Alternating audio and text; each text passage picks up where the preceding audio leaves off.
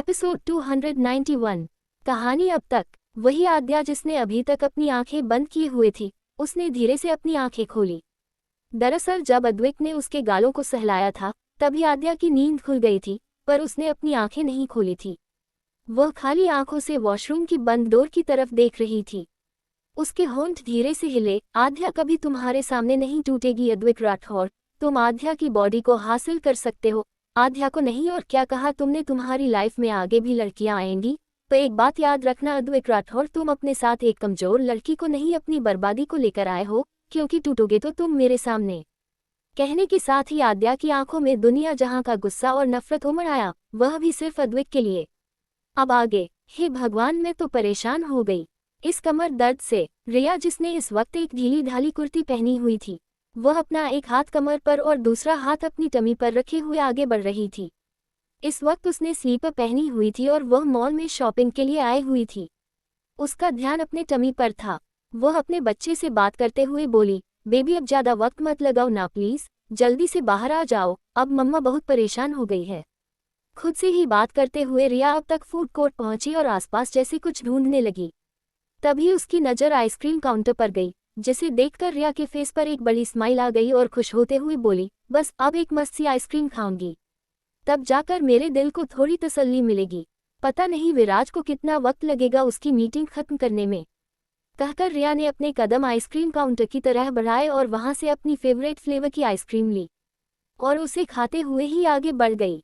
रिया ने एक bite ice cream की ली और अपनी आंखें बंद करते हुए कहा, सच में यार ये फ्लेवर बहुत मस्त है, मुझे तो वैसे भी बड़ी क्रेविंग हो रही थी इसकी, अब जाकर दिल को सुकून, ठंडक, चैन, आराम सब कुछ मिल गया।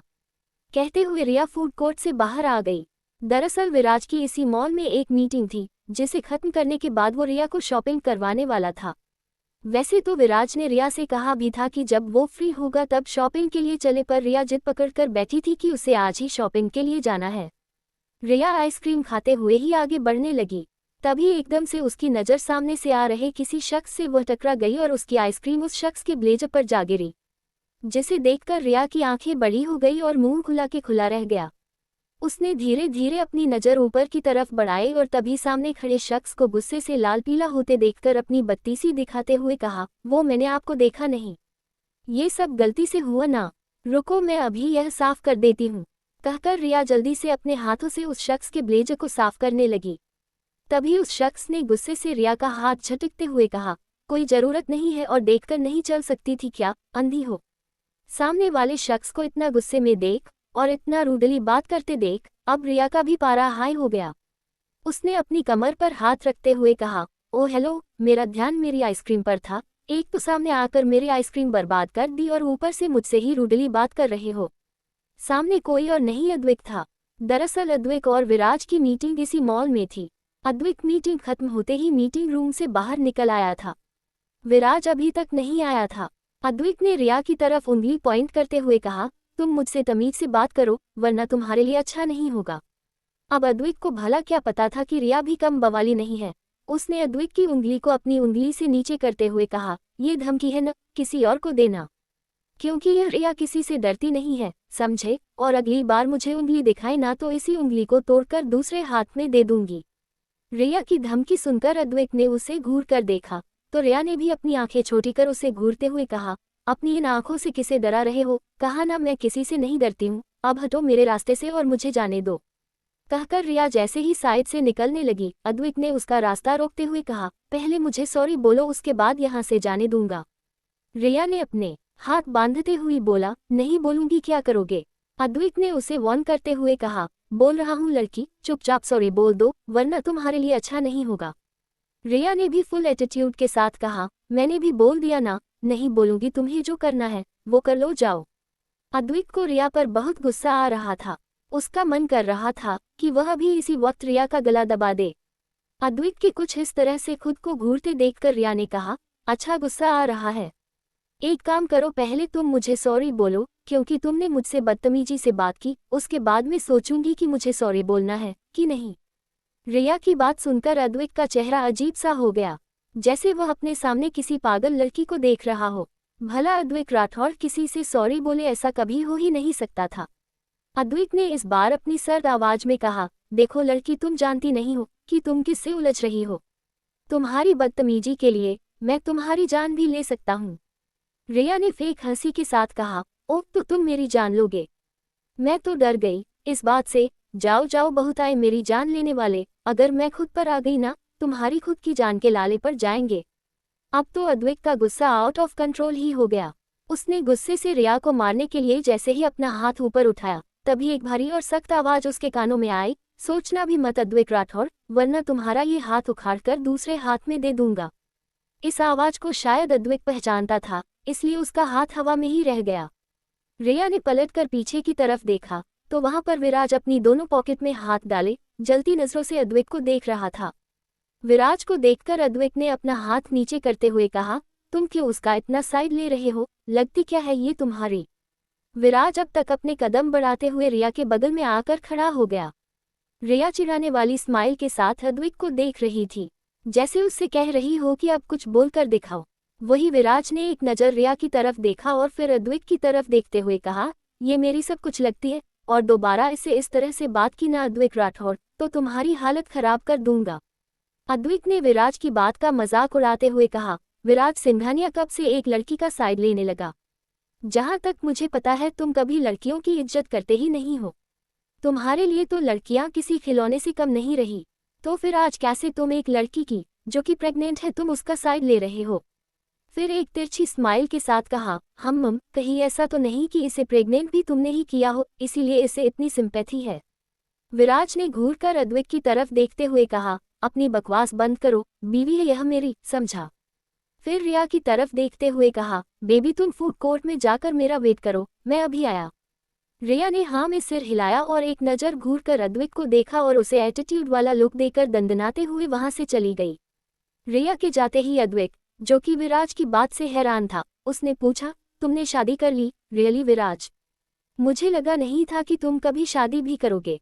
विराज ने अपनी आईब्रो चढ़ाते हुए कहा, क्यों, तुम्हें ऐसा क्यों लगा था? और वैसे भी मैंने उसी से शादी की है जिससे मैं प्यार करता हूँ।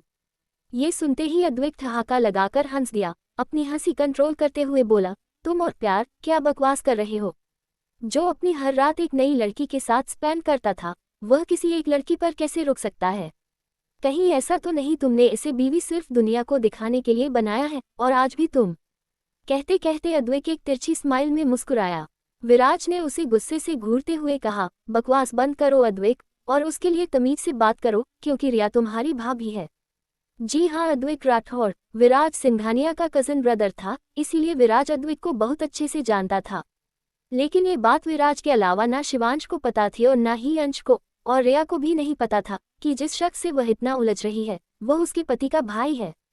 अद्विक ने अपनी पॉकेट में हाथ डालते हुए कहा, चलो किसी बहाने ही सही, तुमने ये तो माना कि मैं तुम्हारा भाई हूँ। वैसे तुमने मेरी भाभी से मुझे इंट्रोड्यूस नहीं करवाया। वैसे कोई बात नहीं, मैं खुद ही जाकर उससे मिल लेता हूँ। अद्विक जैसे ही वहां से जाने लगा, विराज ने उसकी बाह पकड़कर उसे रोकते हुए कहा, खबरदार जो आगे से मेरी बीवी से उलझे तो, वरना तुम्हारे लिए अच्छा नहीं होगा अद्विक। इतना कहकर विराज ने उसे एक वार्निंग वाला लुक दिया और अपने कदम आगे बढ़ा दिए। अद्विक ने उसे जाते हुए देखा और फिर एक डेविल स्माइल के साथ कहा, ठीक है विराज, मत इंट्रोड्यूस करवाओ, वैसे भी हम एक ही शहर में हैं, कभी ना कभी तो मिलना होता ही रहेगा। एपिसोड 292। कहानी अब तक। अद्विक ने अपनी पॉकेट में हाथ डालते हुए कहा, चलो किसी बहाने ही सही, तुमने ये तो माना कि मैं तुम्हारा भाई हूँ। वैसे तुमने मेरी भाभी से मुझे इंट्रोड्यूस नहीं करवाया। वैसे कोई बात नहीं, मैं खुद ही जाकर उससे मिल लेता हूँ। अद्विक जैसे ही वहां से जाने लगा, विराज ने उसकी बाह पकड़कर उसे रोकते हुए कहा, खबरदार जो आगे से मेरी बीवी से उलझे तो, वरना तुम्हारे लिए अच्छा नहीं होगा अद्विक। इतना कहकर विराज ने उसे एक वार्निंग वाला लुक दिया और अपने कदम आगे बढ़ा दिए। अद्विक ने उसे जाते हुए देखा और फिर एक डेविल स्माइल के साथ कहा, ठीक है विराज, मत इंट्रोड्यूस करवाओ, वैसे भी हम एक ही शहर में हैं, कभी ना कभी तो मिलना होता ही रहेगा। अब आगे। खुराना मेंशन। अंश ऑफिस से शाम के वक्त घर वापस आया। वह अभी सीढ़ियां चढ़ते हुए अपने रूम की तरफ जा ही रहा था, तभी स्वर्णा जी ने उसे आवाज देकर रोका, अंश एक मिनट रुको बेटा, मुझे तुमसे बात करनी है। और जो अंश कुछ सीढ़ियों पर चढ़ा था वह रुका और उसने मुड़कर स्वर्णा जी की तरफ देखते हुए पूछा, जी कहिए मॉम, क्या बात करनी है? कहते हुए अंश वापस सीढ़ी से उतर कर नीचे आया और स्वर्णा जी के सामने आकर खड़े होते हुए बोला, कुछ काम था क्या? स्वर्णा जी ने मुस्कुराते हुए कहा, कल मैंने शिवांश के बच्चे के नामकरण की पूजा रखी है और मैं ये कहना चाहती थी कि कल तुम और शिवांश ऑफिस मत जाना। अंश ने कहा, पर मॉम कल जरूरी मीटिंग है, मैं पूजा अटेंड करने के बाद ऑफिस चला जाऊंगा, भले ही शिवांश को ऑफिस आने से मना कर दूंगा। स्वर्णा जी ने थोड़ा डांटते हुए कहा, अंश कैसी बात कर रहे हो, एक दिन अगर ऑफिस से छुट्टी ले लोगे तो तुम्हारा कोई नुकसान नहीं हो जाएगा। दरअसल अंश को अपने ऑफिस के काम से नहीं बल्कि अपने किसी और काम से कहीं जाना था और वह काम वह स्वर्णा जी को नहीं बता सकता था। अंश कुछ कहने ही वाला था तभी शिवांश ने वहां आते हुए कहा, मॉम पूजा तो दिन में है ना, उसके बाद तो कोई काम ही नहीं है, तो अंश अपने काम के लिए जा सकता है। स्वर्णा जी ने कहा, शिवांश तुम उसे रोकने की बजाय ये कह रहे हो कि उसे जाने देना चाहिए। ऐसा भी कौन सा जरूरी काम है, मुझे बताओ। ये बात सुनकर शिवांश और अंश दोनों ने एक दूसरे की तरफ देखा।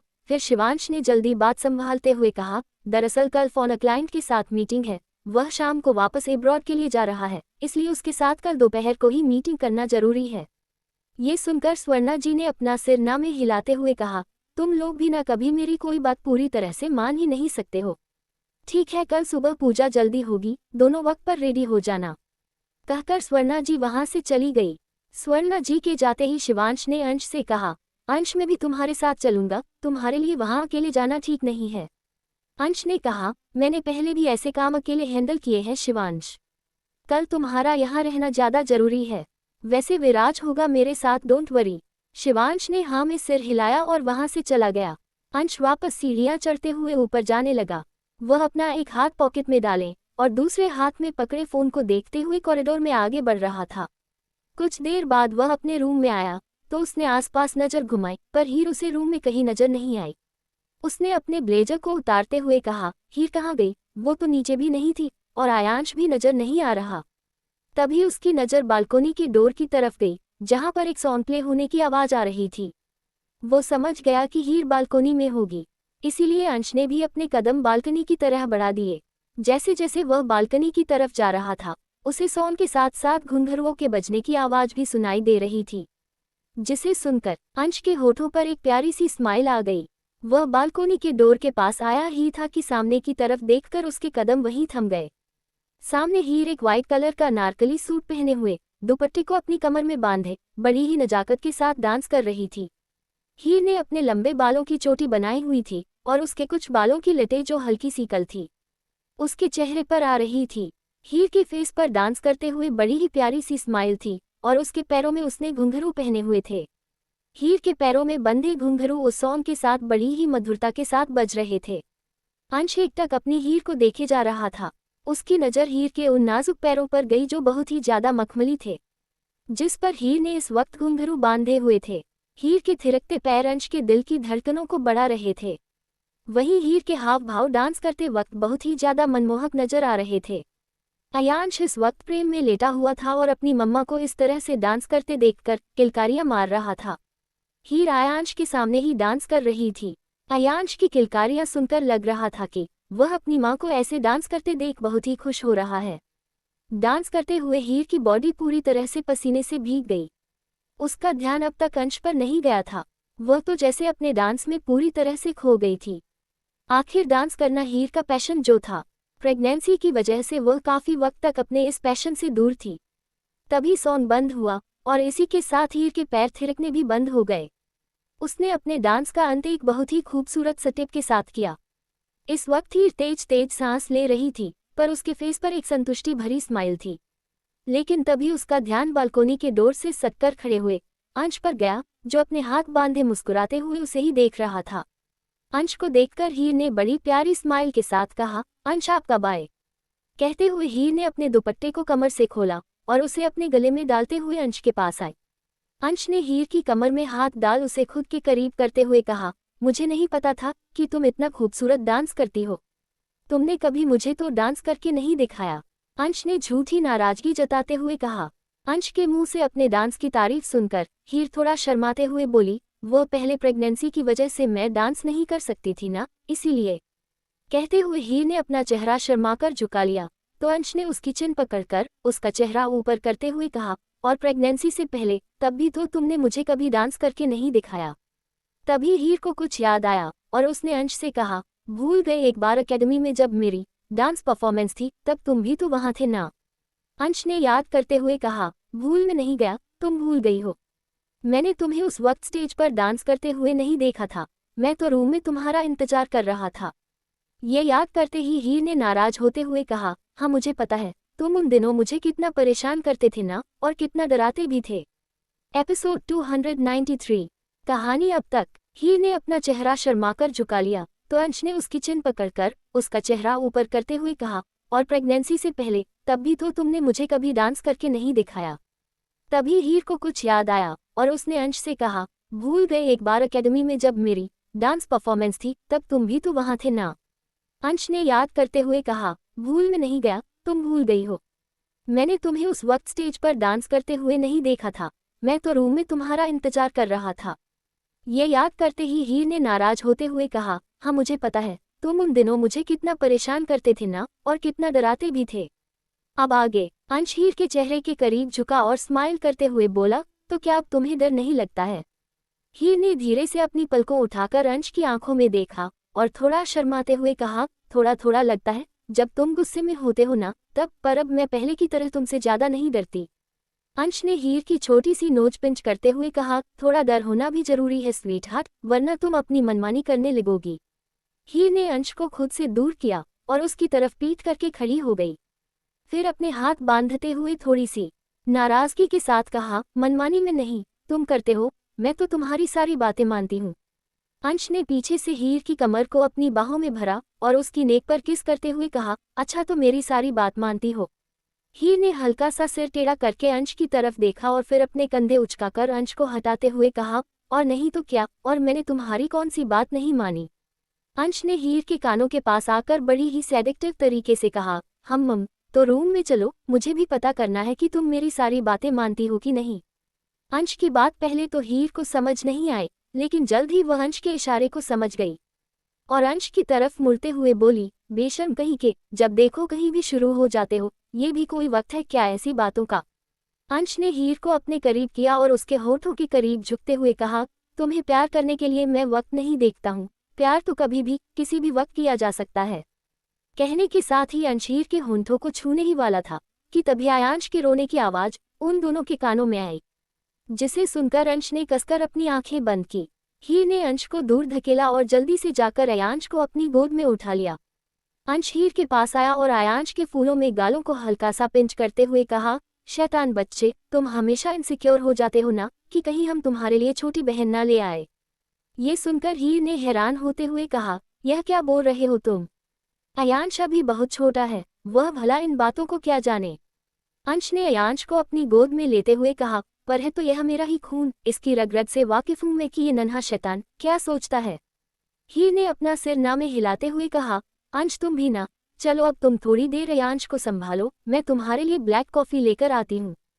फिर आयांश के गाल पर किस करते हुए कहा, आयांश अपने डैड को जमकर परेशान करना और अपनी मम्मा का बदला लेना, तुम्हें पता है ना तुम्हारे डैड मुझे कितना परेशान करते हैं, कहकर हीर वहां से चली गई। अंश आयांश को लेकर वहीं काउच पर बैठ गया और उसे हल्का सा डांटते हुए कहा, नन्हे शैतान, तुम्हारी मम्मा को तो मैं हमेशा परेशान करूंगा, वैसे सच में तुम्हें इसी बात की इनसिक्योरिटी होती है ना कि अगर हम तुम्हारी कोई छोटी बहन ले आए तो कहीं तुम्हारा प्यार बट न जाए। अंश की बात सुनकर आयांश किलकारियां मारकर हंसने लगा तो अंश ने भी हंसते हुए कहा, हम मतलब तुम भी चाहते हो कि तुम्हारी छोटी बहन आ जाए, है ना? फिर सोचते हुए कहा, लेकिन अगर तुम इस तरह से मुझे अपने मम्मा से दूर रखोगे तो मैं तुम्हारी यह विश कैसे पूरी करूंगा। आज तो जैसे आयांश भी अपने डैड से बात करने के फुल मूड में था, इसीलिए वह अपनी ही बोली में अंश की बातों का जवाब दे रहा था। आयांश की इस हरकत से अंश को उस पर बहुत प्यार आ रहा था। उसे भी आयांश से बात करने में बड़ा मजा आने लगा। अंश ने आयांश के साथ काफी वक्त बिताया और आयांश भी अपने डैड की कंपनी को बहुत एंजॉय कर रहा था। अद्विक का मेंशन। रात का वक्त हो चुका था। आद्या अपने लिए कुछ खाने का लेने के लिए किचन की तरफ जा ही रही था कि तभी उसकी नज़र मेन एंट्रेंस से अंदर आ रहे अद्विक पर गई, जिसने एक लड़की की कमर को अपनी एक बांह से थामा हुआ था। उसे देखकर लग रहा था जैसे अद्विक ने इस वक्त ड्रिंक की हुई हो। वही वह लड़की भी अद्विक से चिपकी ही जा रही थी। ये देखकर आद्या ने एक हिकारत भरी नजरों से उन्हें देखते हुए अपना सिर झटका। अद्विक उस लड़की को लिए सीढ़ियों की तरह बढ़ ही रहा था कि तभी आद्या ने जोर से चिल्लाते हुए कहा, जहां हो वहीं रुक जाओ। ये सुनते ही उस लड़की ने हैरानी से आद्या की तरफ देखा, क्योंकि वह पहले भी कई बार अद्विक के साथ यहाँ आ चुकी थी, पर उसने कभी किसी और लड़की को इस मेंशन में नहीं देखा था। वही अद्विक के भी कदम रुक गए और उसने अपनी नशीली आंखों से आद्या की तरफ देखा, फिर तिरछी स्माइल के साथ कहा, तुम होती कौन हो हमें रोकने वाली? क्या तुम भूल गई कि यह मेरा मेंशन है? आद्या अद्विक के सामने आकर खड़ी हुई और एक नज़र उस लड़की की तरफ देखा, जो गुस्से से आद्या को ही घूर रही थी। आद्या कुछ बोलती उससे पहले उस लड़की ने अद्विक से कहा, बेबी कौन है ये? पहले तो कभी यहाँ नहीं देखा, क्या तुम्हारी नई मेड है? अद्विक ने हंसते हुए कहा, नहीं, मेरी नई मेड नहीं, मेरा नया खिलौना है। वैसे तुम इसे इग्नोर करो और चलो मेरे साथ। तभी आद्या ने एक सरकास्टिक सी स्माइल के साथ कहा, पतिदेव, क्या तुम इसे मेरी रियल आइडेंटिटी नहीं बताओगे? ये सुनते ही अद्विक ने एक नज़र आधा की तरफ देखा, वही वह लड़की हैरानी से आद्या को देखने लगी। उसने अद्विक से कहा, बेबी तुमने शादी कर ली और तुमने मुझे बताया तक नहीं। आद्या ने एक फेक स्माइल के साथ कहा, अब पता चल गया ना, तो चुपचाप थोड़ा सा दूर हटेंगी मेरे पति से। अद्विक ने आद्या की तरफ देखते हुए एक मीनिंगफुल स्माइल के साथ कहा, क्या बात है आद्या, तो तुम मुझे अपना पति कहते कहते थक नहीं रही हो? वैसे तो तुम मुझे देख भी नहीं सकती हो, और वैसे भी भूलो मत, तुम कुछ महीने के लिए ही मेरी लाइफ में हो, इसलिए बार बार यह बीवी होने का हक मत जताओ। आद्या ने अद्विक की बात को इग्नोर किया और उस लड़की की बाह पकड़कर उसे अद्विक से दूर करते हुए कहा, क्या तुम्हें एक बार में सुनाई नहीं देता है? मैंने कहा ना कि दूर हटो मेरे पति से। आद्या की हरकत पर अद्विक ने चिल्लाते हुए कहा, आद्या, यह क्या हरकत है तुम्हारी? तो आद्या ने भी उसी टोन में जवाब दिया, चिल्लाओ मत, मेरी हरकत तो फिर भी बहुत सही है पतिदेव, पर अपनी हरकत पर नजर डालो कि तुम क्या कर रहे हो। तभी वह लड़की कुछ बोलने ही वाली थी कि आद्या ने एक जोर का तमाचा उसके मुंह पर मारा और उसकी तरफ अपनी उंगली पॉइंट करते हुए कहा, जब दो पति पत्नी आपस में बात कर रहे हो तो किसी तीसरे को बीच में नहीं बोलना चाहिए। आद्या के ऐसे थप्पड़ मारने से वह लड़की अपने गाल पर हाथ रखे एकदम शॉक्ड होकर आद्या को देखने लगी। उसने दोबारा कुछ कहने के लिए मुंह खोला ही था कि आद्या ने उसके दूसरे गाल पर भी एक जोर का तमाचा लगा दिया और फिर उसे वार्निंग देते हुए कहा, अब दोबारा मुंह खोला ना तो सीधा मुंह तोड़ दूंगी ताकि तुम बोलने लायक ही ना रहो। अब तो उस बेचारी की हिम्मत ही ना हुई कि वह कुछ बोल सके। वही अद्विक ने गुस्से से आद्या से कहा, तुम्हारा कुछ ज्यादा नहीं हो रहा है? तुम्हारी हिम्मत कैसे हुई उस पर हाथ उठाने की? आद्या ने अपनी एक भौं चढ़ाते हुए कहा, अभी दिखा देती हूँ कि कैसे हिम्मत हुई। कहने के साथ ही आद्या ने एक और थप्पड़ कसकर उस लड़की के गाल पर मारा। अब तो उस लड़की के बर्दाश्त के बाहर हो गया और उसकी शक्ल भी ऐसी हो गई जैसे अभी वह रो ही देगी। एपिसोड 294। कहानी अब तक। आद्या के ऐसे थप्पड़ मारने से वह लड़की अपने गाल पर हाथ रखे एकदम शॉक्ड होकर आद्या को देखने लगी। उसने दोबारा कुछ कहने के लिए मुंह खोला ही था कि आद्या ने उसके दूसरे गाल पर भी एक जोर का तमाचा लगा दिया और फिर उसे वार्निंग देते हुए कहा, अब दोबारा मुंह खोला ना तो सीधा मुंह तोड़ दूंगी ताकि तुम बोलने लायक ही ना रहो। अब तो उस बेचारी की हिम्मत ही ना हुई कि वह कुछ बोल सके। वही अद्विक ने गुस्से से आद्या से कहा, तुम्हारा कुछ ज्यादा नहीं हो रहा है? तुम्हारी हिम्मत कैसे हुई उस पर हाथ उठाने की? आद्या ने अपनी एक भौं चढ़ाते हुए कहा, अभी दिखा देती हूँ कि कैसे हिम्मत हुई। कहने के साथ ही आद्या ने एक और थप्पड़ कसकर उस लड़की के गाल पर मारा। अब तो उस लड़की के बर्दाश्त के बाहर हो गया और उसकी शक्ल भी ऐसी हो गई जैसे अभी वह रो ही देगी। अब आगे उस लड़की ने अपने एक गाल पर हाथ रखे हुए अद्विक की तरफ देखा और रुंधी आवाज में कहा, तुम क्या मुझे ऐसे बेइज्जत करने के लिए यहाँ लेकर आए हो? अब जब तक कि ये लड़की तुम्हारे घर पर है मैं यहाँ नहीं आऊंगी। तो आद्या ने भी एक सार्कास्टिक सी स्माइल के साथ कहा, सही कहा, अगली बार यहाँ आए तो टांगे तोड़ दूंगी। अब निकलो यहाँ से। वह लड़की और देर वहाँ न रुक सकी और दंदनाती हुए वहाँ से निकल गई। अद्विक ने उसे जाते हुए देखा, फिर आद्या की तरफ उंगली पॉइंट करते हुए कहा, कुछ ज्यादा ही हिम्मत नहीं आ गई है तुम में आद्या? अभी तो तुम्हें यहाँ आए एक दिन नहीं हुआ और खुद को इस मेंशन की मालकिन समझने लगी हो। तो आद्या ने अद्विक की तरफ उसकी उंगली को अपनी उंगली से नीचे करते हुए कहा, तुम ही मुझे यहाँ पर मालकिन बनाकर लाए हो, भले ही 9 महीने की मालकिन ही सही, लेकिन एक बात याद रखना अद्विक राठौर, जब तक मैं तुम्हारी बीवी हूँ तब तक तुम किसी और के करीब नहीं जा सकते हो, और अगर ऐसा हुआ ना तो तुम मुझे भी किसी और मर्द के करीब जाते देखने के लिए तैयार रहना। आद्या का ये कहना था कि अद्विक का चेहरा गुस्से से तमतमाने लगा। उसने आद्या के बालों को कसकर पकड़ा और अपने करीब करते हुए कहा, क्या कहा तुमने? तुम किसी और मर्द के करीब जाओगी? तुम्हारी जान ले लूंगा मैं। आद्या आज अद्वैत से बिल्कुल भी नहीं डर रही थी, बल्कि निडर होकर उसकी आंखों में आंखें डालकर उसके सवालों का जवाब दे रही थी। उसने एक बार फिर से उसे टोंट मारते हुए कहा, जान तो क्या, तुम मुझे हद भी नहीं कर सकते। भूलो मत, तुम्हारे बच्चे की माँ बनने वाली हूँ, और तुम्हें ही चाहिए ना बच्चा, तो मुझे हद करने का मतलब है अपने बच्चे को हद करना। कहकर आद्या ने अद्वैत को दूर धकेल दिया और किचन की तरफ चली गई। वही अद्वैत ने फ्रस्ट्रेशन से अपने बालों में हाथ फेरा और जोर से एक किक वहां पर रखे टेबल को मारा। तुम मुझे पोक कर रही हो आद्या, ये तुम्हारे लिए अच्छा नहीं होगा। एक बार मेरे बच्चे को इस दुनिया में आने दो, फिर तुम दोबारा उस पुराने अद्वैत राठौड़ का सामना करने के लिए तैयार रहना, फिर तुम्हें दिखाऊंगा तुम्हारी असली औकात। खुराना मेंशन। आज सुबह से ही खुराना मेंशन में काफी चहल पहल नजर आ रही थी। आज शिवांश और शिवी के बच्चों का नामकरण जो था, पंडित जी सुबह जल्दी ही आ गए थे और हवन पूजन की तैयारी में लगे हुए थे। स्वर्णा जी भी सारे सर्वेंट को इंस्ट्रक्शन दिए जा रही थी। स्वर्णा जी ने एक मेड से कहा, ये सभी लोग अभी तक रेडी होकर क्यों नहीं आए हैं? पूजा का मुहूर्त बीता जा रहा है, तुम जाकर सबको बुलाकर लेकर आओ। मेड ने हाँ में सिर हिलाया और वहां से चली गई।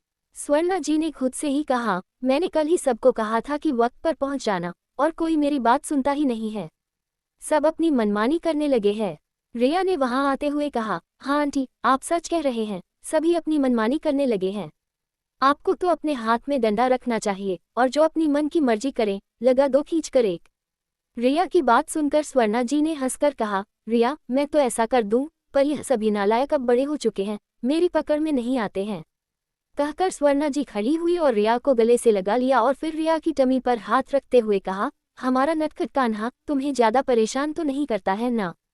तो रिया ने हंसते हुए कहा, आंटी, आपका ये नटखट कान्हा किसकी औलाद है आपको तो पता है ना? अपने बाप से ज्यादा यह मुझे परेशान करता है। इस बात पर स्वर्णा हंस दी। तभी हीर ने वहां आते हुए कहा, और तुम क्या खुद को शरीफ समझती हो? रिया ने पलटकर हीर की तरफ देखा और फिर स्वर्णा जी से कहा, आंटी देखा ना, पता नहीं सबको ऐसा क्यों लगता है कि मैं शरीफ नहीं हूँ, जबकि मैं तो बहुत शरीफ हूँ। एपिसोड 295। कहानी अब तक। रिया की हालत की वजह से वह रिया को अकेले अपने मेंशन में नहीं छोड़ सकता था, पर रिया का मन विराज को जाने देने का बिल्कुल भी नहीं था। लेकिन आखिरकार विराज ने रिया को मना ही लिया तो रिया ने कहा, ठीक है, कल शाम तक तुम मुझे वापस मेरे सामने चाहिए। अगर देर की ना तो फिर मैं तुमसे कभी बात नहीं करूंगी, और तुम जानते हो कि मैं बहुत जिद्दी हूँ। तो विराज ने रिया के होठों पर एक लाइट किस करते हुए कहा, अगर तुम जिद्दी हो तो जिद में मैं भी पीछे नहीं हूँ। मैं भी देखता हूँ तुम मुझसे कैसे बात करना बंद करती हो। फिर विराज ने रिया के फहद को किस किया और वहां से चला गया। रिया ने सोफे पर बैठते हुए कहा, पता नहीं पूरा एक दिन में कैसे निकालूंगी, एक काम करती हूँ, सिम्मी के रूम में चलती हूँ, वही जाकर थोड़े गप्पे मारूंगी, तब जाकर मेरा मूड भी थोड़ा ठीक होगा। अब आगे। कुछ देर बाद, क्या तुम सच में उस आदमी से लड़ पड़ी थी रिया? सिम्मी ने पॉपकॉर्न मुंह में डालते हुए कहा। तो रिया ने एटीट्यूड के साथ कहा, लड़ पड़ी? अरे मैं तो उसकी हड्डियां तोड़ने वाली थी। अगर विराज बीच में ना आते ना तो उसकी एक आध सी हड्डी तो तोड़ ही देती। दरअसल रिया अद्वैत से हुए झगड़े के बारे में उन दोनों को बता रही थी। हीर भी वहीं पर मौजूद थी और सिम्मी और हीर दोनों बड़ी एक्साइटमेंट के साथ रिया की बातें सुन रही थी। हीर ने कहा, तुम पागल हो क्या? रिया किसी से भी लग पड़ी? अरे तुम अपनी हालत तो देखो, अगर वह तुम्हें कुछ कर देता तो? रिया ने कहा, उसकी हिम्मत थी जो मुझे हाथ भी लगा ले, तुम जानती हो ना हीर, मैं ईंट का जवाब पत्थर से देना जानती हूँ। सिम्मी ने कहा, मुझे ऐसा क्यों लग रहा है कि तुम फेंक रही हो? वैसे हीर सही कह रही है, तुम्हें ऐसे ही हर किसी से उकसाना नहीं चाहिए, पहले अपनी हालत देखो। रिया ने कहा, अरे अपनी हालत देखकर ही मैं शांत हो गई, वरना तो। रिया आगे कुछ कहने ही वाली थी, तभी उसे अपने पेट में हल्का सा दर्द महसूस हुआ और वह करहाते हुए अपनी टमी पर हाथ रखते हुए बोली, ओह ये पेन। तो हीर ने थोड़ा घबराते हुए पूछा, क्या हुआ रिया, क्या तुम्हें दर्द हो रहा है? सिम्मी भी थोड़ा परेशान हो गई थी। तो रिया ने कहा, हल्का हल्का पेट में दर्द है। तो सिम्मी ने कहा, रिया तुम एक काम करो, आराम कर लो। रिया ने कहा, तुम सही कह रहे हो, मैं थोड़ी देर सो जाती हूँ, शायद तब ठीक हो जाए। रिया वही सिम्मी के बेड पर ही लेट गई। सिम्मी ने रिया के ऊपर ब्लैंकेट डाला और उससे कहा, तुम आराम करो, हम लोग बाहर चलते हैं और अगर कोई प्रॉब्लम हो तो हमें कॉल करके बुला लेना। रिया ने कहा, हाँ ठीक है, जाओ और जाते जाते डोर बंद करके जाना। सिम्मी और हीर दोनों ही रूम से बाहर चली गई। हीर ने सिम्मी से कहा, सिम्मी मुझे ऐसा लग रहा है कि छोटू बेबी आने वाला है। सिम्मी ने कहा, पर अभी तो डॉक्टर ने जो डेट रिया को दी है उसमें तो थोड़ा वक्त है ना। तो हीर ने कहा, जरूरी नहीं है डॉक्टर की दी हुई डेट पर ही बेबी आए, उससे पहले भी तो आ सकता है। चलो हम लोग शिवी के रूम में चलते हैं अपने छोटू बेबी से खेलने।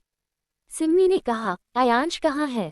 तो हीर ने कहा, आयांश आज अपनी दादी के रूम में सो रहा है, उसके जागने से पहले मैं आर्यन के साथ थोड़ा सा खेल लेती हूँ, वरना तुम जानती हो ना वह अपने अलावा मुझे किसी और को गोद में लेने ही नहीं देता। सिमी ने हंसते हुए कहा, हाँ भाई पर जो गया है, तुम्हारे लिए हद से ज्यादा पैसेसिव है। सिम्मी की बात पर हीर को भी हंसी आ गई। रात का वक्त, रात को सभी लोग डिनर करने के बाद अपने अपने रूम में सोने के लिए जा चुके थे। रिया सिम्मी के रूम में ही सिम्मी के साथ सो रही थी।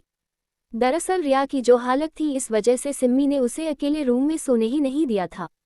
तभी आधी रात के वक्त रिया को अपनी टमी में तेज दर्द का एहसास होने लगा और वह नींद में ही करहाने लगी। रिया की करहाने की आवाज़ सिम्मी के कानों में आई तो उसने उनींदी आवाज में पूछा, रिया क्या हुआ, क्या फिर से पेन हो रहा है? रिया ने किसी तरह से बैठते हुए कहा, हाँ सिम्मी, पर इस बार पेन ज्यादा हो रहा है। सिम्मी ने भी बैठे हुए कहा, रिया रिया मैं अभी किसी को बुलाती हूँ, रुको। सिम्मी बेड से उठकर के जाने ही वाली थी तभी रिया और भी ज्यादा तेज करहाने लगी। उसके पेट में दर्द धीरे धीरे कर बढ़ता ही जा रहा था। सिम्मी प्लीज मत जाओ, मुझे डर लग रहा है। सिम्मी ने कहा, रिया तुम्हारी हालत को देखकर लग रहा है तुम्हें अस्पताल जाना होगा, तुम घबराओ मत, मैं अभी किसी को बुलाकर लाती हूँ।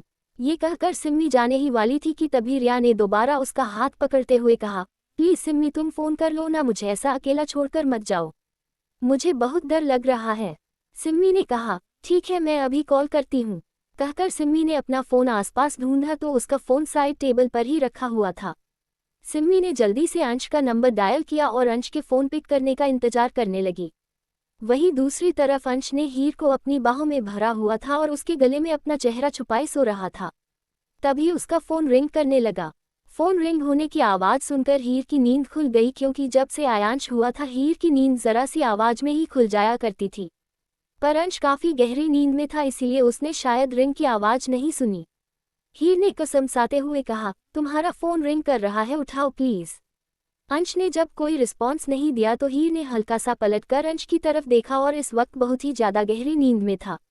हीर ने जैसे तैसे अंश के हाथ अपने ऊपर से हटाए और साइड टेबल पर रखे हुए फ़ोन को उठाने लगी, लेकिन अंश ने वापस हीर को अपनी बाहों में ले लिया और कहा, क्या कर रही हो जान, सो जाओ ना। हीर ने अंश को हिलाते हुए कहा, अंश तुम्हारा फ़ोन रिंग कर रहा है, इतनी रात को कौन कॉल कर रहा होगा, देखा तो सही।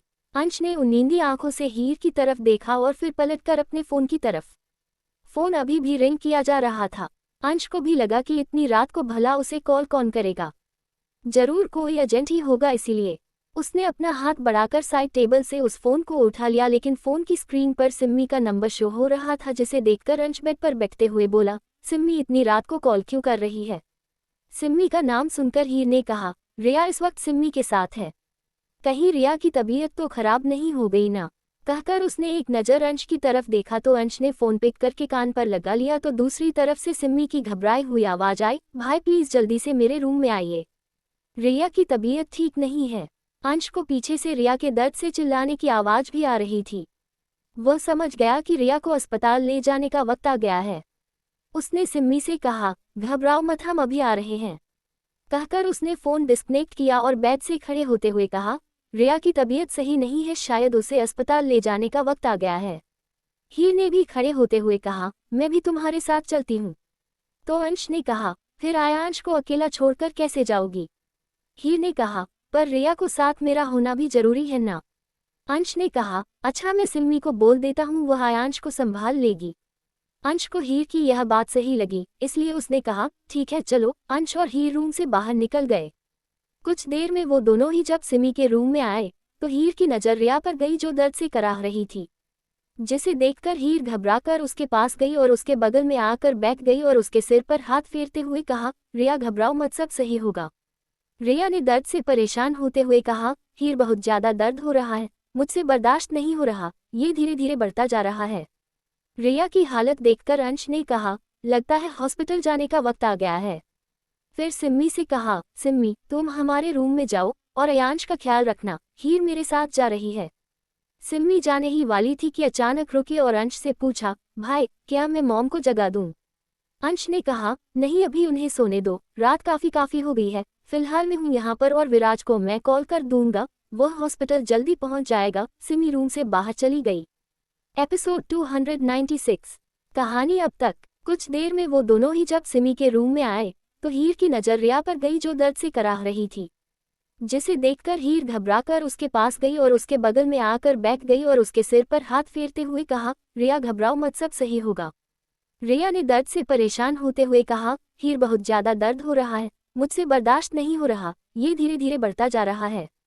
रिया की हालत देखकर अंश ने कहा, लगता है हॉस्पिटल जाने का वक्त आ गया है।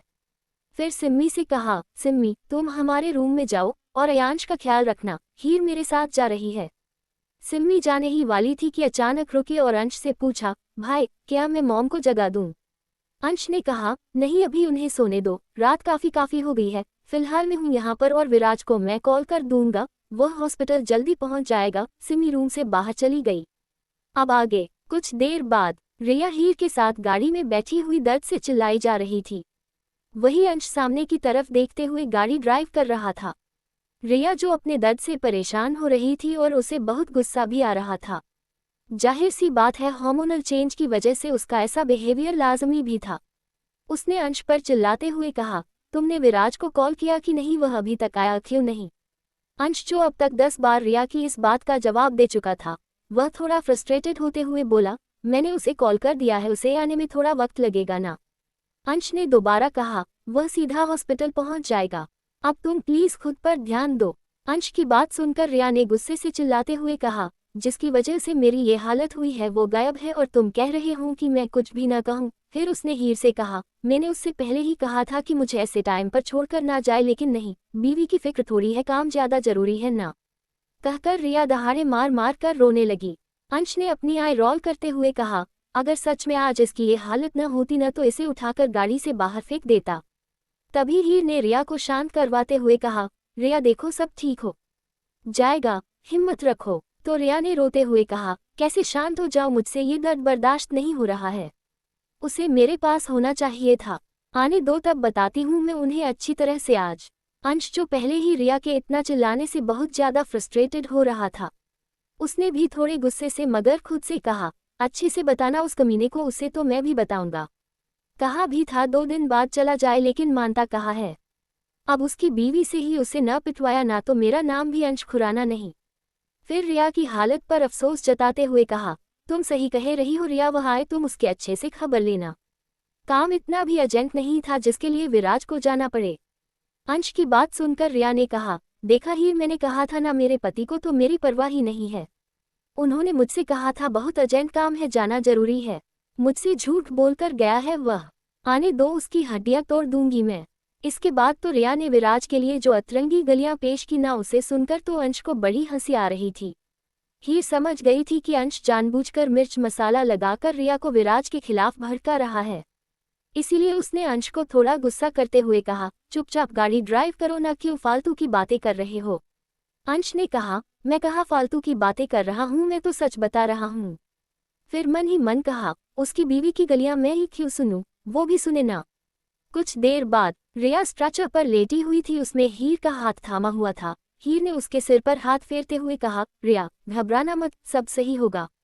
रिया ने अंश की तरफ देखते हुए कहा, विराज अभी तक नहीं आए ना, उसे कॉल करो उसे और बुलाओ, कह देना अगर अभी के अभी यहाँ मेरे सामने नजर नहीं आए ना तो मैं उसका मर्डर कर दूंगी।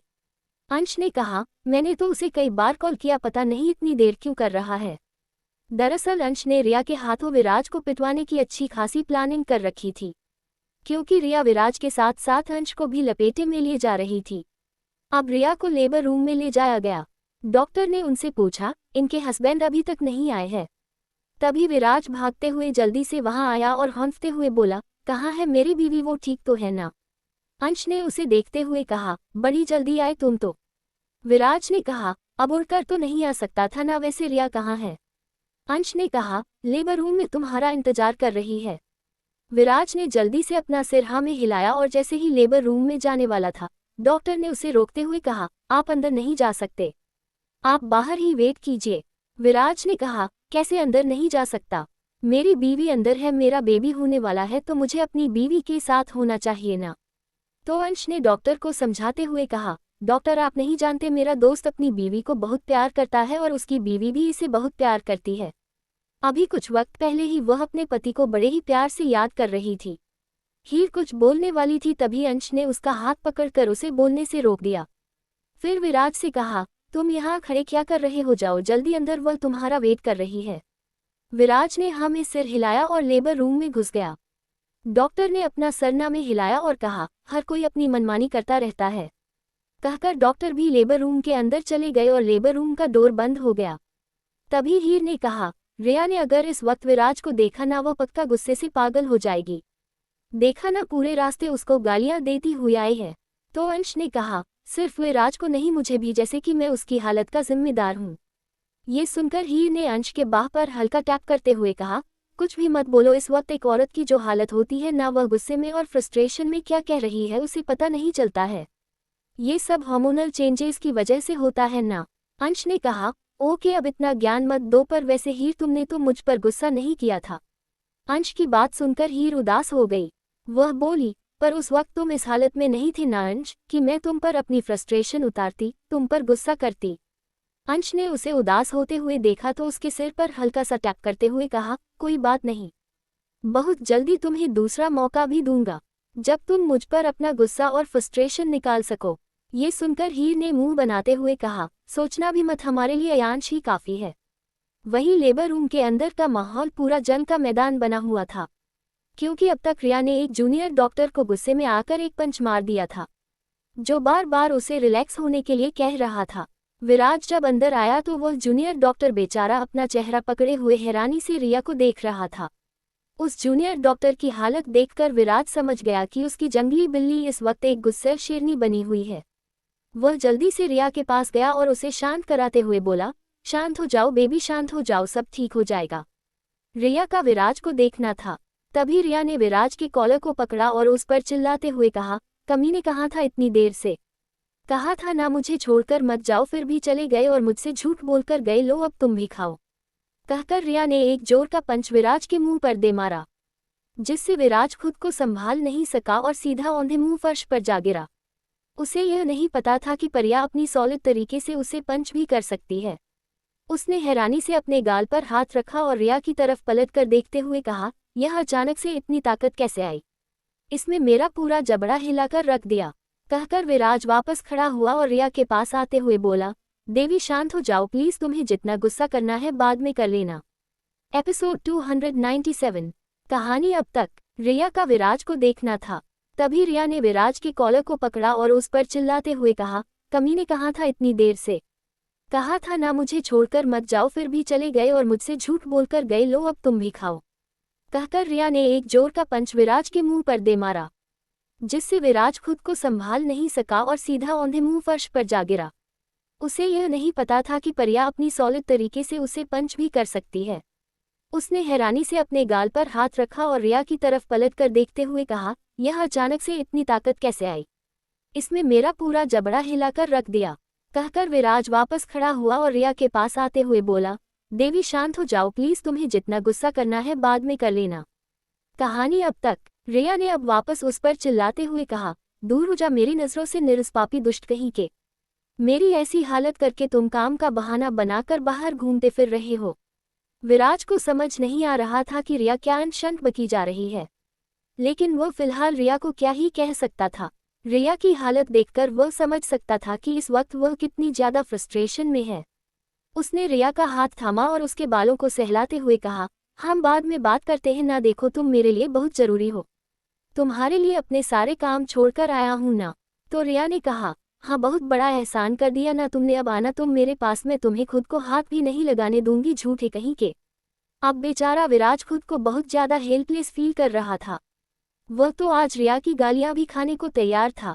उसने डॉक्टर की तरफ देखते हुए कहा, तुम लोग क्या देख कर रहे हो, अपना काम करो ना, दिख नहीं रहा मेरी बीवी को इतना पेन हो रहा है। डॉक्टर, जो खुद भी रिया की बकवास बातें सुन सुनकर परेशान हो गया था, उसने बेचारी नजरों से विराज को देखते हुए कहा, प्लीज आप इन्हें थोड़ा सा शांत करवाए, इनका इतना ज्यादा फ्रस्ट्रेटेड होना ठीक नहीं है। विराज ने कहा, इसका जो मन आएगा यह वही बोलेगी और जितनी फ्रस्ट्रेशन निकालनी है निकालेगी। तुम लोग अपना काम करो। अब डॉक्टर भी बेचारे क्या कर सकते थे, इसलिए वह भी चुपचाप अपना काम करने लगे। वही विराज रिया की गलियां खाते हुए भी उसे पूरा सपोर्ट कर रहा था। कुछ ही देर में उसकी बच्चे की आवाज पूरे रूम में गूंजने लगी, जिसे सुनकर विराट कुछ पल के लिए तो जैसे फ्रिज ही हो गया। लेकिन उसकी आंखों में खुशी भरी चमक नजर आने लगी। उसकी नज़र डॉक्टर के हाथ में अपने नन्हे नन्हे हाथ पैर हिलाते हुए और रोते हुए अपने बच्चे पर गई। उसने धीरे से पूछा, मेरा बेबी ठीक है ना डॉक्टर? डॉक्टर ने मुस्कुराते हुए कहा, हाँ आपका बेटा बिल्कुल ठीक है। विराज ने पूछा, बेटा हुआ है? तो नर्स ने कहा, जी मिस्टर सिंघानिया, आपको एक प्यारा सा बेटा हुआ है। विराज ने खुश होते हुए रिया की तरफ देखा जो थकान से चकनाचूर हो चुकी थी, जिस वजह से उसमें अब आंखें खोलने की भी हिम्मत ना रही और ना ही कुछ कहने की। पर फिर भी विराज ने खुश होते हुए कहा, रिया हमारा प्यारा सा बेटा हुआ है, क्या तुम उसे देखोगी नहीं? आंखें खोलो देखो। पर रिया कुछ भी रिएक्ट नहीं कर रही थी। ये देखकर विराज घबरा गया। उसने फिर डॉक्टर से पूछा, मेरी बीवी कुछ बोल क्यों नहीं रही है, वह ठीक तो है ना? तो डॉक्टर ने कहा, डोंट वरी मिस्टर विराज, वह थक गई है, इसी वजह से बेहोश हो गई है। आप चिंता मत कीजिए, कुछ ही देर में होश आ जाएगा। डॉक्टर की बात सुनकर अब जाकर विराज की जान में जान आई। उसने डॉक्टर से कहा, तो लाइए मेरा बेटा, मुझे इसे अपनी गोद में लेना है। नर्स ने कहा, मिस्टर विराज आपको 10 मिनट के लिए बाहर वेट करना होगा, मैं अभी आपके बेटे को बाहर लेकर आती हूँ। विराज ने जिद करते हुए कहा, मैं बाहर क्यों वेट करूँ, मैं यही वेट कर लूँगा, आप मेरे बेटे को लाकर दीजिए। विराज की जिद देखकर नर्स ने अपना सीना में हिलाया और फिर कुछ देर बाद विराज के बेटे को उसकी गोद में पकड़ाते हुए कहा, लीजिए आपका बेटा, ये बहुत ही ज्यादा प्यार है। विराज ने जैसे ही अपने बेटे को अपनी गोद में लिया तो अनजाने में ही सही उसकी आंखों में कई तरह के इमोशन उमड़ आए, जिस वजह से उसकी आंखों में हल्की नमी उतर आई, लेकिन उसका चेहरा खुशी से चमक रहा था। वह दुनिया जहां का प्यार लिए अपनी छोटे से बेटे के चेहरे को देख रहा था। उसने एक नज़र रिया की तरफ देखा, जो अभी भी बेहोश थी। नर्स ने कहा, आप प्लीज बाहर चले जाए, हम पेशेंट को कुछ ही देर में दूसरे रूम में शिफ्ट कर देंगे, तब आप उनसे मिल सकते हैं। विराज ने हाँ में सिर हिलाया और फिर अपने छोटे से बेटे की तरफ देखा जो किसी नन्हे खरगोश की तरह व्हाइट कलर के टॉवल में लिपटा हुआ था। विराज ने प्यार से उसकी फोरहेड को किस किया और उसे अपने सीने से लगाते हुए कहा, मेरी छोटी सी जान, तुम्हें मैं सारी दुनिया से बचा कर रखूंगा और अपनी तरह स्ट्रांग भी बनाऊंगा, ताकि कोई भी तुम्हें देखे तो कहे यह विराज सिंघानिया का बेटा है। वही लेबर रूम के बाहर अंश और हीर दोनों का अलग ही ड्रामा चल रहा था। दरअसल अंश अपनी दूसरे बच्चे को लाने की बात पर अड़ गया था और वही हीर बार बार इस बात के लिए मना कर रही थी कि उसे और बच्चे नहीं चाहिए, आयांश उनके लिए काफी है। इस वजह से हीर का मुंह फूला हुआ था। वही अंश भी उसे ऐसे देख रहा था कि होगा तो वही को मैं चाहूंगा, तुम चाहे गुस्सा हो या मुझसे नाराज। काफी देर की चुप्पी के बाद हीर ने कहा, तुम ऐसे मुझे धमकी दोगे ना तो मैं अपने बेटे को लेकर दूसरे रूम में शिफ्ट हो जाऊंगी। तुम्हारे लिए तो बहुत आसान है ना दूसरे बच्चे की बात करना, झेलना तो सब मुझे पड़ता है ना। तो अंश ने कहा, जैसे मैंने अपने पहले बेटे के वक्त तुम्हारा ख्याल रखा था तो ऐसे ही मेरे दूसरे बच्चे के वक्त तुम्हारा ख्याल रख लूंगा। हीर तुम चिंता क्यों कर रही हो? तो हीर ने फेक स्माइल के साथ कहा, लेबर रूम में तुम ही जाओगे ना और उसे पेन को भी तुम ही बर्दाश्त करोगे। इस बात पर अंश की बोलती बंद हो गई कि इसमें तो वह कुछ नहीं कर सकता था, पर उसने बात संभालते हुए कहा, देखो मुझे बेटी तो चाहिए और वह भी तुमसे, अब तुम इस बात पर कोई बहस मत करो। हीर कुछ बोलने ही वाली थी तभी लेबर रूम का डोर ओपन हुआ और विराज की खुशी से भरी हुई आवाज दोनों के कानों में आई, मैं बाप बन गया अंश। विराज की आवाज सुनकर हीर और अंश दोनों ही अपना झगड़ा भूल गए और एक साथ विराज की तरफ देखने लगे। जब उनकी नज़र विराज की गोद में लिपटे हुए छोटू से बच्चे पर गई तो अंश के फेस पर स्माइल आ गई। वहीं हीर भी खुश होते हुए विराज के पास आए और अपने हाथ आगे बढ़ते हुए बोली, तो लाओ मुझे भी दिखाओ अपना बेबी। हीर ने जबरदस्ती विराज से उसका बच्चे ले लिया। फिर अंश ने विराज को गले से लगाते हुए कहा, बधाई हो, आखिर तुम भी बाप बन गए। विराज ने भी प्राउडली कहा, मैं भी तुम्हारी कैटेगरी में आ ही गया। हीर ने पूछा, रिया कैसी है, वह ठीक है ना? विराज ने कहा, कुछ देर बाद उसे रूम में शिफ्ट कर दिया जाएगा, फिर हम लोग उससे मिल सकते हैं। एपिसोड 298। कहानी अब तक। हीर कुछ बोलने ही वाली थी तभी लेबर रूम का डोर ओपन हुआ और विराज की खुशी से भरी हुई आवाज दोनों के कानों में आई, मैं बाप बन गया अंश। विराज की आवाज सुनकर हीर और अंश दोनों ही अपना झगड़ा भूल गए और एक साथ विराज की तरफ देखने लगे। जब उनकी नज़र विराज की गोद में लिपटे हुए छोटू से बच्चे पर गई तो अंश के फेस पर स्माइल आ गई। वहीं हीर भी खुश होते हुए विराज के पास आए और अपने हाथ आगे बढ़ते हुए बोली, तो लाओ मुझे भी दिखाओ अपना बेबी। हीर ने जबरदस्ती विराज से उसका बच्चे ले लिया। फिर अंश ने विराज को गले से लगाते हुए कहा, बधाई हो, आखिर तुम भी बाप बन गए।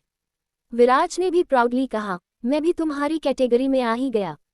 हीर ने पूछा, रिया कैसी है, वह ठीक है ना?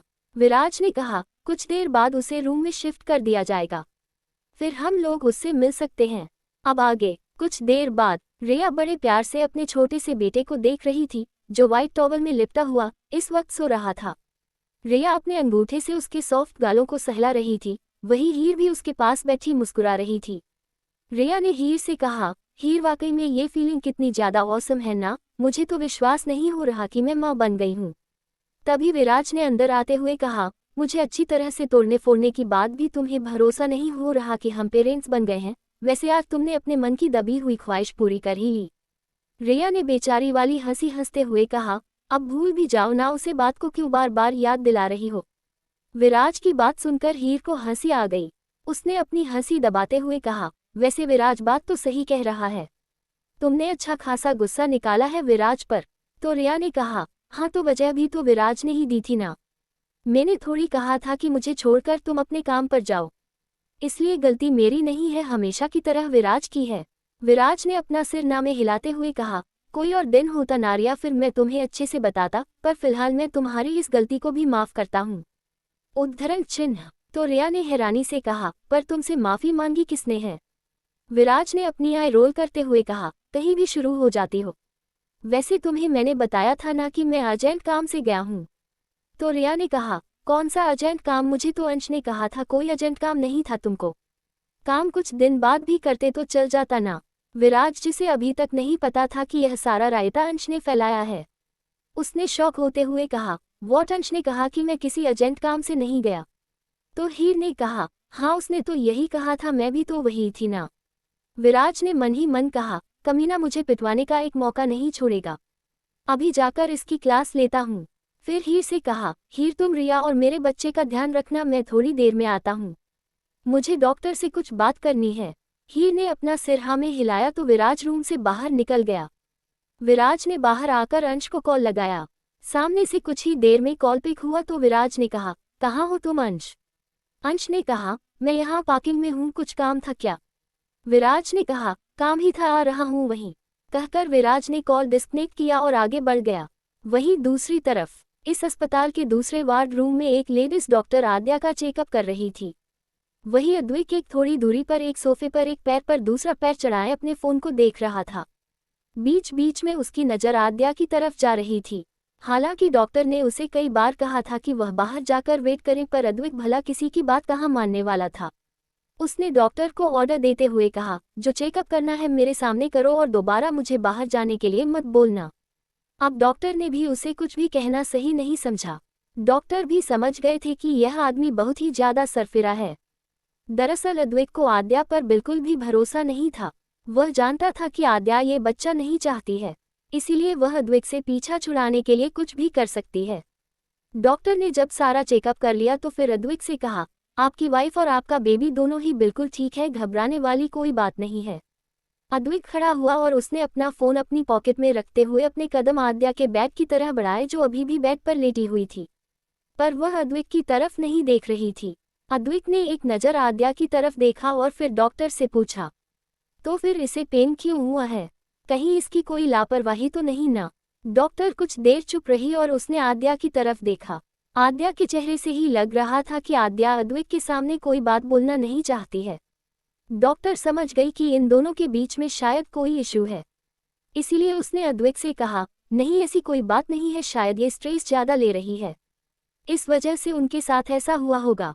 मैं कुछ मेडिसिन लिख देती हूँ, आप वक्त पर वह मेडिसिन इन्हें देते रहिएगा और रूटीन चेकअप के लिए इन्हें हॉस्पिटल ज़रूर लेकर आइएगा। फिलहाल आप मेरे साथ चलिए, मैं आपको वह मेडिसिन दे देती हूँ। कहकर डॉक्टर रूम से बाहर निकल गई। अद्वैत ने एक बार फिर आद्या की तरफ देखा, जो अभी भी अपना चेहरा दूसरी तरफ किए लेटी हुई थी। आद्या के चेहरे पर अद्विक के लिए नाराजगी साफ नजर आ रही थी। अद्विक ने अपना एक हाथ बेड पर रखा और दूसरे हाथों से आद्या के गालों को पकड़कर उसका चेहरा अपने सामने करते हुए कहा, अगर मुझे जरा सा भी पता लगा ना आद्या कि तुम मेरे बच्चे को लेकर लापरवाह हो रही हो तो आई स्वेयर तुम्हारी हालत बहुत बुरी कर दूंगा मैं, क्योंकि भूलना मत इसी बच्चे की वजह से तुम अब तक बची हुई हो। आद्या ने अभी भी अद्विक को कुछ नहीं कहा, लेकिन उसकी आंखों में अद्विक के लिए नफरत और गुस्सा साफ नजर आ रहा था। आद्या की आंखों में अपने लिए इतना गुस्सा देखकर अद्विक ने तिरछी स्माइल के साथ मुस्कुराया और उसके चेहरे के करीब आते हुए कहा, इतना गुस्सा? कोई बात नहीं, मुझे तुम्हारे गुस्से से कोई फर्क नहीं पड़ता है, लेकिन मेरे गुस्से से तुम्हें बहुत फर्क पड़ेगा आद्या। आता हूँ थोड़ी देर में, कहीं और जाने का सोचना भी मत ज़ैड, वरना तुम जानती हो ना। अद्विक ने अपनी बात अधूरी छोड़ते हुए आद्या की आंखों में बड़ी ही गहराई से देखा। आद्या अद्विक के कहने का मतलब जानती थी कि वह उसे क्या वार्निंग दे रहा है। अद्विक ने आद्या के चेहरे को छोड़ा और अपना ब्लेजर ठीक कर रूम से बाहर निकल गया। वीकनेस होने की वजह से रिया ज़्यादा देर तक बैठ नहीं सकती थी, इसलिए हीर ने बच्चे को संभाल लिया था और हीर ने रिया को वापस बेड पर लेटने के लिए कहा। वीकनेस ज़्यादा थी इसलिए रिया थकान की वजह से वापस सो गई। हीर बच्चे को गोद में लिए हुए उसे सुलाने की कोशिश कर रही थी और कुछ ही देर में बच्चा सो भी गया था। हीर ने धीरे से बच्चे को पालने में सुलाया और उसकी फूले हुए गालों को हल्का सा टच करते हुए कहा, सो जाओ छोटे राजकुमार, और अब जागकर अपनी माँ को परेशान मत करना। वह अभी बहुत ज़्यादा थकी हुई है ना, तो तुम्हें अभी ज़्यादा संभाल नहीं सकती है। तभी हीर को अपने अयांश की याद आई, क्योंकि उसे काफ़ी घंटे हो चुके थे अयांश से दूर हुए, इसलिए उसने कहा, मैं एक बार सिम्मी को दोबारा पूछ लेती हूँ, कहीं अयांश मेरे लिए तो नहीं तो रहा है।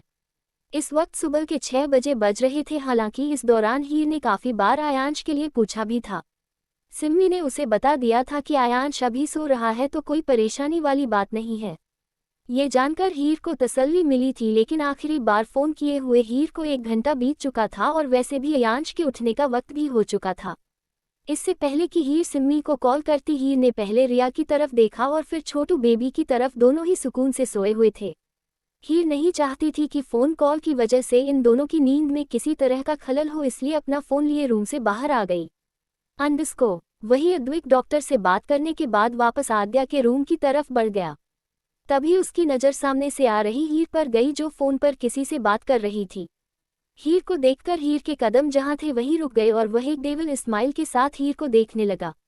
हीर का ध्यान उसकी तरफ बिल्कुल भी नहीं था, वह सिम्मी से बात करने में बिजी थी। सिम्मी, अगर यांश जरा सा भी रोए तो मुझे प्लीज़ कॉल कर देना, वैसे मैं कुछ देर बाद खुराना मेंशन आ ही रही हूँ। सिमी ने दूसरी तरफ से कहा, हाँ बाबा मैं समझ गई, तुम यांश की चिंता बिल्कुल मत करो, वैसे भी पिछले 6-7 घंटे में तुम मुझे 70 बार कॉल कर चुकी हो। हीर ने हंसते हुए कहा, ठीक है बाबा अब नहीं करूँगी, चलो मैं फ़ोन रखती हूँ। हीर ने फ़ोन डिस्कनेक्ट किया और जैसे ही वापस जाने के लिए पलटी, तभी अपने सामने अद्विक को खड़े देखकर एकदम से लड़खड़ा गई।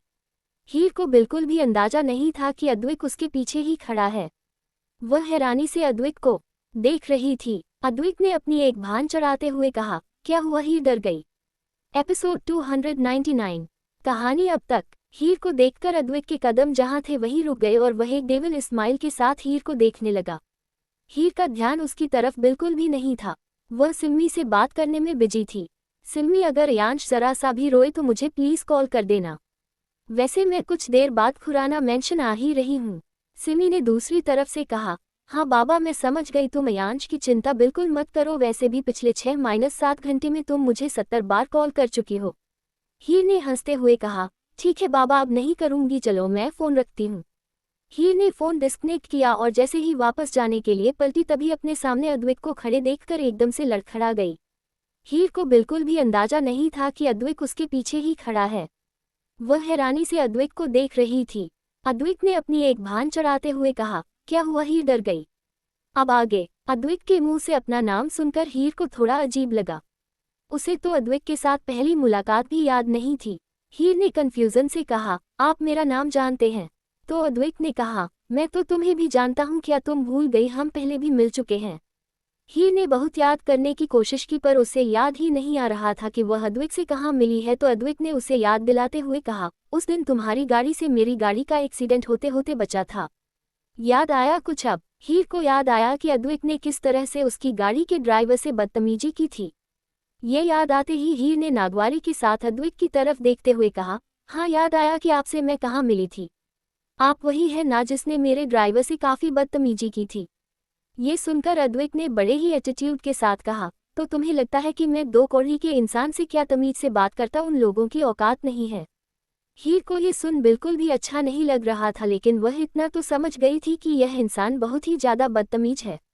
इसलिए वह उसे इग्नोर करके जैसे ही साइड से निकलने लगी, अद्वैत ने उसका रास्ता अपने हाथ से रुकते हुए कहा, ऐसे कैसे जा रही हो? मैं तुमसे बात कर रहा हूँ और तुम मुझे इग्नोर कर रही हो। फिर हीर ने अपने हाथ बांधते हुए कहा, मेरे रास्ते से हटिए। वैसे ही मुझे आप जैसे बदतमीज और घमंडी इंसान से बात करने में कोई इंटरेस्ट नहीं है।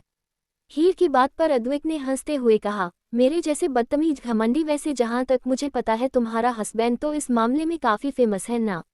अद्वैत का अंश के लिए इस तरह से बोलना हीर को बिल्कुल भी अच्छा नहीं लगा। इसलिए उसने गुस्से से उसकी तरफ उंगली पॉइंट करते हुए कहा, अपनी बकवास बंद कीजिए और आप होते कौन हैं मेरे हस्बैंड के बारे में ऐसा बोलने वाले? मेरे हस्बैंड किसी गरीब और मासूम के साथ बदतमीजी नहीं करते हैं और ना ही गलत बिहेवियर करते हैं, इसलिए अपने आप को उनके साथ कंपेयर तो बिल्कुल मत कीजिए। हीर के ऐसे जवाब देने से अद्वैत एकदम हैरान रह गया, क्योंकि उसे लगता था कि हीर काफ़ी इनोसेंट और भोली भाली लड़की है, इसलिए वो इस तरह से जवाब नहीं दे पाएगी। लेकिन जिस तरह से हीर ने जवाब दिया था, इससे अद्वैत को अपनी इंसल्ट फील हुई। अद्वैत कभी भी अपने सामने लोगों की ऐसी बातें बर्दाश्त नहीं करता था, इसलिए अब उसे हीर की बात पर गुस्सा आया। उसने हीर की तरफ बढ़ाते हुए कहा, कुछ ज़्यादा नहीं बोल रही हो तुम? मैं तुमसे प्यार से बात कर रहा हूँ, थोड़ी जान पहचान तो बनाने की कोशिश कर रहा हूँ ना, तो इतने भाव क्यों खा रही हो? हीर ने हैरानी से अपने हाथ की तरफ देखा जिसे अद्वैत ने अपने सख्त हाथों से थामा हुआ था। हीर ने अपना हाथ छुड़ाने की कोशिश करते हुए कहा, हाथ छोड़ो मेरा, ये क्या बदतमीजी है? अद्वैत ने डेविल स्माइल के साथ कहा, अभी तक तो मैंने तुम्हारे साथ कोई बदतमीजी नहीं दिखाई, फिर अगर बदतमीजी दिखाई होती ना हीर तो तुम इतना बोल नहीं पाती। फिर अद्वैत ने झटके से हीर को अपने पास खींचा, जिससे हीर के मुंह से हल्की सी चीख निकली। अब उसकी आंखों में गुस्से की जगह डर ने ले ली थी। उसे अद्वैत से बहुत ही नेगेटिव वाइब्स आ रही थी। वह घबराई हुई नजरों से अद्वैत को देखने लगी। हीर को ऐसे डरते देखकर अद्वैत ने हल्का सा मुस्कुराते हुए कहा, अरे इतना डरो मत, इतना भी बुरा नहीं हूं कि लड़कियों को चोट पहुंचाओ, लेकिन हाँ इतना अच्छा भी नहीं हूं कि कोई लड़की मेरी इंसल्ट करके चली जाए और मैं उसे ऐसे ही जाने दूं। हीर ने कांपती हुई आवाज में कहा, मेरा हाथ छोड़िए वरना मैं चिल्लाऊंगी, ये सही नहीं कर रहे हैं आप। जानते नहीं है मैं किसकी बीवी हूँ? अद्वैत ने उसकी बात हंसी में उड़ाते हुए कहा, अच्छे से जानता हूँ तुम किसकी बीवी हो, अंश खुराना की, है ना? पर क्या तुम जानती हो कि मैं कौन हूँ? हीर सच में नहीं जानती थी कि आखिर ये है कौन। वह तो उसका नाम तक नहीं जानती थी। अद्वैत ने अपना नाम लेने के लिए जैसे ही मुंह खोला, उससे पहले ही हीर ने अद्वैत के हाथ पर जोर से बाइट किया, जिससे अद्वैत की पकड़ हीर की कलाई पर से थोड़ी सी ढीली पड़ गई। उसी का फायदा उठाकर हीर ने अद्वैत को खुद से दूर धकेला और वहां से भाग गई। अद्वैत ने पहले अपने हाथ को हल्का सा झटका और फिर अपने हाथ पर बने हुए बाइट के निशान को देखा, जो कि हीर के काटने की वजह से बने थे, जिसे देखकर अद्वैत के फेस पर अजीब सी स्माइल आ गई।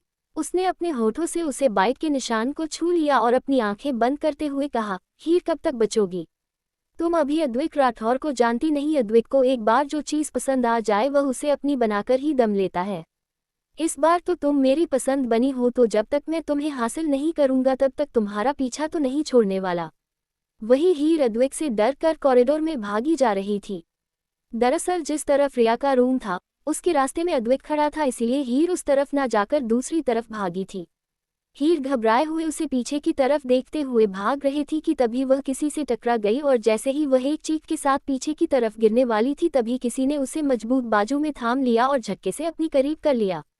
हीर ने डरी हुई नजरों से सामने की तरफ देखा तो सामने अंश उसे कंफ्यूजन से देख रहा था।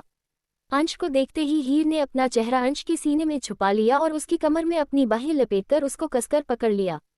हीर को इतना डरते हुए देखकर अंश ने पूछा, क्या हुआ तुम्हें और ऐसे भाग कर क्यों आ रही थी? हीर जो अभी भी अंश के सीने में अपना चेहरा छुपाए हुए डर से कांप रही थी, उसने बिना उसकी तरफ देख ही कहा, वहां पर वह आदमी मुझे बहुत परेशान कर रहा था और मुझसे बदतमीजी भी कर रहा था। ये सुनकर अंश ने हीर को खुद से थोड़ा दूर किया और अपनी भौहें सिकोड़ते हुए पूछा, कौन आदमी? क्या तुम उसे जानती हो? कहाँ है वो? एपिसोड 300 कहानी अब तक। हीर घबराए हुए उसे पीछे की तरफ देखते हुए भाग रही थी कि तभी वह किसी से टकरा गई और जैसे ही वह एक चीख के साथ पीछे की तरफ गिरने वाली थी तभी किसी ने उसे मजबूत बाजू में थाम लिया और झटके से अपनी करीब कर लिया। हीर ने डरी हुई नजरों से सामने की तरफ देखा तो सामने अंश उसे कन्फ्यूजन से देख रहा था। अंश को देखते ही हीर ने अपना चेहरा अंश के सीने में छुपा लिया और उसकी कमर में अपनी बाहें लपेटकर उसको कसकर पकड़ लिया। हीर को इतना डरते हुए देखकर अंश ने पूछा, क्या हुआ तुम्हें और ऐसे भागकर क्यों आ रही थी? हीर जो अभी भी अंश के सीने में अपना चेहरा छुपाए हुए डर से कांप रही थी, उसने बिना उसकी तरफ देख ही कहा, वहां पर वह आदमी मुझे बहुत परेशान कर रहा था और मुझसे बदतमीजी भी कर रहा था। ये सुनकर अंश ने हीर को खुद से थोड़ा दूर किया और अपनी भौहें सिकोड़ते हुए पूछा, कौन आदमी? क्या तुम उसे जानती हो? कहाँ है वो? अब आगे? हीर ने डरते हुए उस दिशा की तरफ उंगली से इशारा किया जहां पर वह अद्वैत खड़ा था, पर हीर उस तरफ नहीं देख रही थी। वह डरी हुई आंखों से अंश को देखते हुए बोली, वो वहीं पर था और मुझे बहुत परेशान कर रहा था। अंश ने उस तरफ देखा जिस तरफ हीर इशारा कर रही थी, लेकिन उस तरफ कोई भी नहीं था। अंश ने गहरी सांस लेते हुए कहा, हीर वहां कोई भी नहीं है। हीर ने धीरे से मुड़कर उस दिशा की तरफ देखा जहां कुछ वक्त पहले अद्वैत खड़ा हुआ था, लेकिन अब वहां पर अद्वैत नहीं था। हीर ने कहा, शायद वह चला गया। अंश ने हीर के चेहरे को थामते हुए कहा, क्या तुम इससे पहले भी कभी उससे मिली हो? हीर ने धीरे से अपना सिर हाँ में हिलाया और कहा, हाँ, एक बार मेरी गाड़ी से उसकी गाड़ी का एक्सीडेंट हुआ था। तब उसने हमारे ड्राइवर के साथ बहुत बदतमीजी की थी। तब मेरी उसके साथ थोड़ी बहस हुई थी, लेकिन आज वह फिर यहाँ मुझसे बदतमीजी कर रहा था और अजीब अजीब बातें कर रहा था। हीर बहुत ही ज्यादा घबराई हुई थी, इसलिए अंश ने उसे वापस अपने सीने से लगा लिया और अपनी मजबूत बाहों के घेरे में उसे भरकर धीरे धीरे उसका सिर सहलाते हुए बोला, अच्छा डरो मत, मैं हूं ना, मैं देख लूंगा कि कौन तुम्हें परेशान कर रहा है। अंश जितना हो सकता था उतनी ही नरमी के साथ हीर से बात कर रहा था, लेकिन उसकी आंखों के भाव जो अभी तक हीर को देखते हुए काफी नर्म थे, अब काफी गहरे नजर आ रहे थे। वह उसी दिशा की तरफ देखते हुए अपनी बात कह रहा था, जिस वजह से उसकी आंखों के भाव भी बहुत अजीब से और खतरनाक नजर आ रहे थे।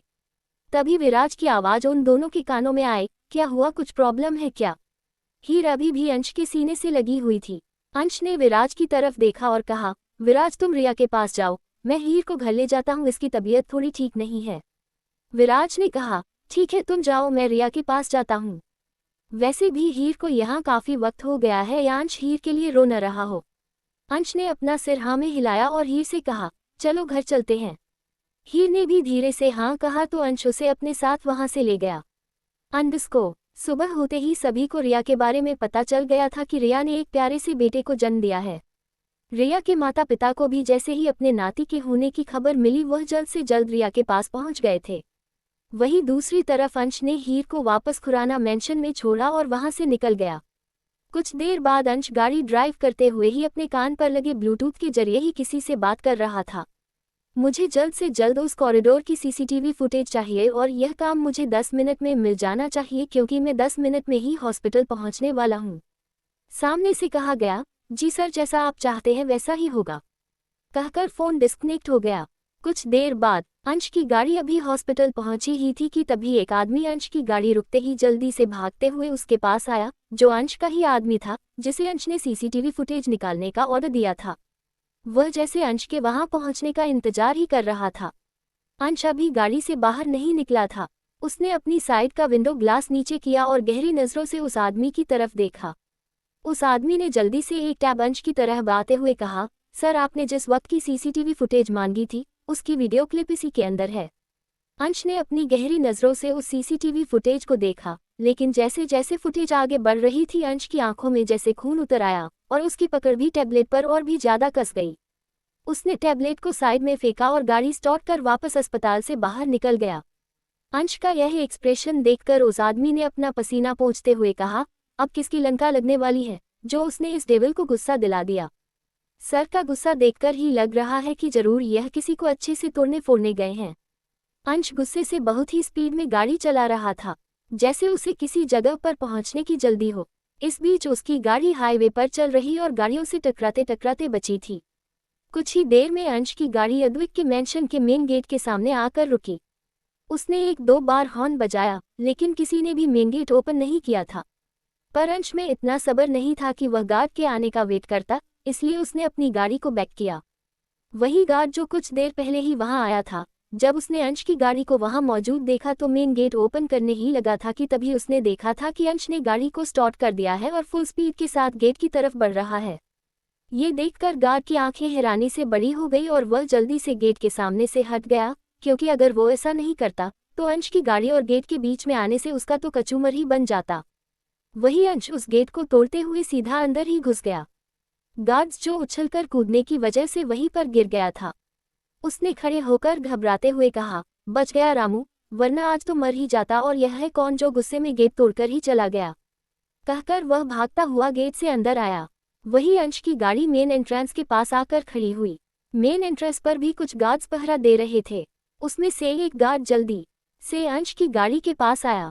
अंश ने अपनी साइड का डोर ओपन किया। उस गार्ड ने अंश से पूछा, आप ऐसे बिना परमिशन अंदर कैसे आ गए? उस गार्ड ने अंश को गेट तोड़ के अंदर जाते हुए देख लिया था। अंश ने उसके सवाल को इग्नोर किया और अपनी गाड़ी की डिक्की से एक हॉकी स्टिक निकाली। गार्ड को अंश के इरादे सही नहीं लग रहे थे। उसने जल्दी से अपने साथ वाले गार्ड को इशारा किया और दोनों ने अंश को रोकने की कोशिश की। आप ऐसे अंदर नहीं जा सकते हैं, चले जाइए यहाँ से। अंश ने अपनी जलती हुई नज़रों से उन गार्ड्स को देखा, जैसे वार्न कर रहा हो कि चुपचाप सामने से हट जाओ वरना इसी हॉकी स्टिक से तुम्हारा सिर फोड़ दूंगा। अंश का ऑरा इतना खतरनाक लग रहा था कि उन दोनों की भी हिम्मत नहीं हुई कि वह अंश से दोबारा सवाल जवाब कर सके।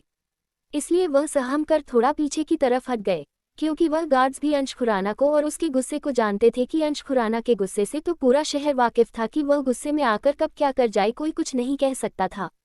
अंश ने अपने कदम मेन एंट्रेंस से अंदर की तरह बढ़ा दिए।